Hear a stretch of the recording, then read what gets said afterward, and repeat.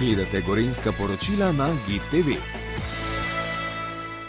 Društvo upokojencev Kranj šteje že 70 let, združuje preko 2300 članov in je aktivno na več področjih, od športa in rekreacije do kulture, glasbe in izobraževanja. Pod društvenim okriljem poteka tudi Univerza za tretje življenjsko obdobje, kjer se lahko člani učijo tujih jezikov, umetnostne zgodovine in likovnega ustvarjanja.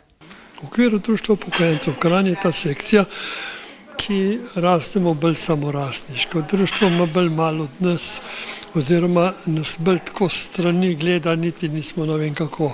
Vse, da se les tam od 10 do 12, nismo tako masivni, ampak smo pa aktivni vse skozi. Sem prišla v malo starejša leta, sem ostala doma v pokoju, sem razmišljala, kaj bi sploh počela, recimo, da bi si zapolnila dan, ker tista običajna dela so pač zelo enostavna pa bolj hitra. Varstva nisem več imela za vnukinjo, tako da sem soseda mi rekla, ja veš, v tretje življenjsko obdobje je ta v Kranj in je likovna sekcija. Seka pa kaj, jaz ne znam sploh ne risati. Pejt, boš videla. No in jaz sem se tako odločila in postalo mi je všeč. Moto avgustovske razstave so slikarji našli pri apelu Franceta Prešerna. Upokojenci so namreč isti motiv slikali vsak s svojimi očmi, obiskovalci pa so upodobitve ocenjevali po lastni presoji. Apel podobo na ogled postavi, ker bolj resnico ljubi, kakor hvalo, zad skrit, vse vprek posluša. Kaj zijalo neumno in kaj umetnjo ne pravi. Predsednica društva je bila nad razstavo navdušena. V njej je prepoznala aktivnost in zagnanost članov, njihovo ljubezen do slikarstva in čut za likovno umetnost. Jaz z mojimi očmi, ki jih nimam glih slikarsko navduhnjenih, zelo dobro in zelo lepo in pohvalno, nič drugega. To moram jaz še na našem društvu izpostaviti, da ne bojo tako sami.